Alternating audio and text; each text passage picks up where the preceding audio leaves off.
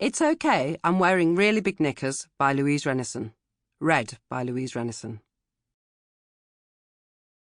The sex god has landed and, taken off again.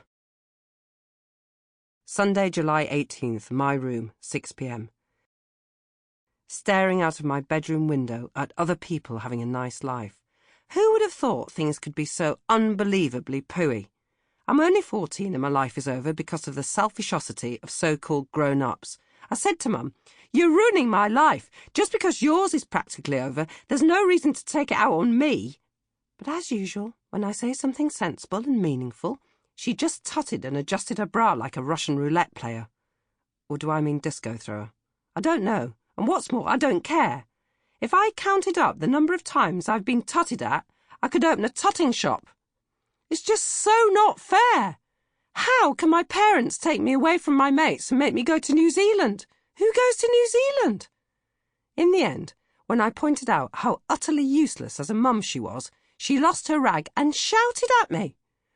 "Go to your room right now!" I said, "All right, I'll go to my room. I will go to my room. And do you know what I'll be doing in my room? No, you don't, so I'll tell you. I'll just be being in my room. That's all, because there's nothing else to do." Then I just slammed off, left her there, to think about what she has done. Unfortunately, it means that I'm in my bed and it's only 6 o'clock. 7 p.m. "Oh, Robbie, where are you now?" "Well, I know where you are now, actually, but is this any time to go away on a footy trip?"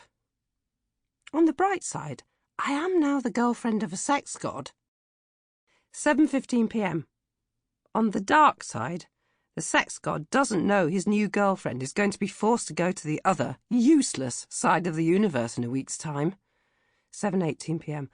I can't believe that after all the time it has taken to trap the SG, all the makeup I've had to buy, the trailing about, popping up unexpectedly when he was out anywhere, all the planning, all the dreaming, it's gone to waste.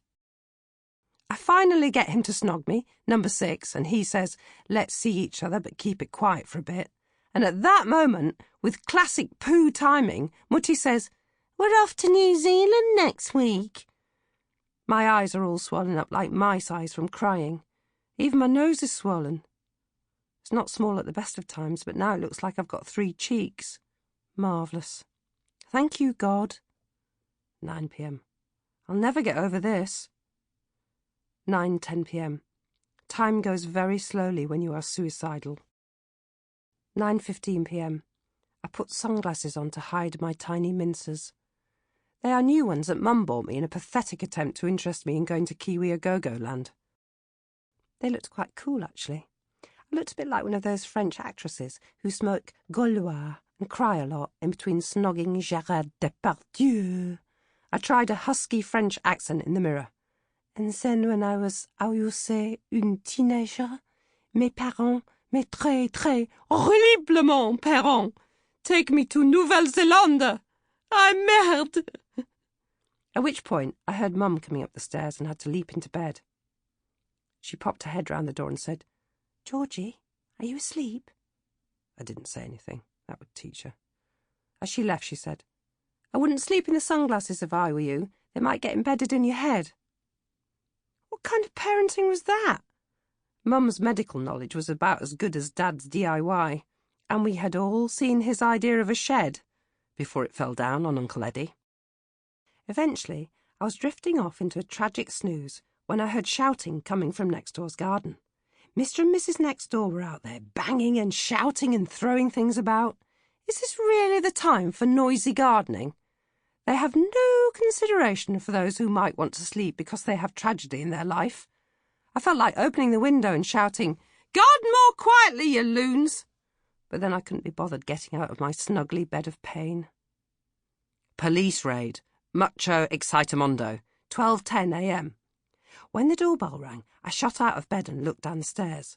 Mum had opened the door wearing a nightdress that you could quite easily see through, even if you didn't want to, which I didn't. She has no pride. There were a couple of policemen standing at the door.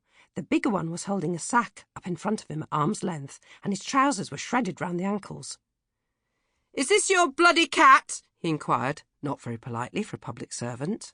Mum said, Sample complete. Ready to continue?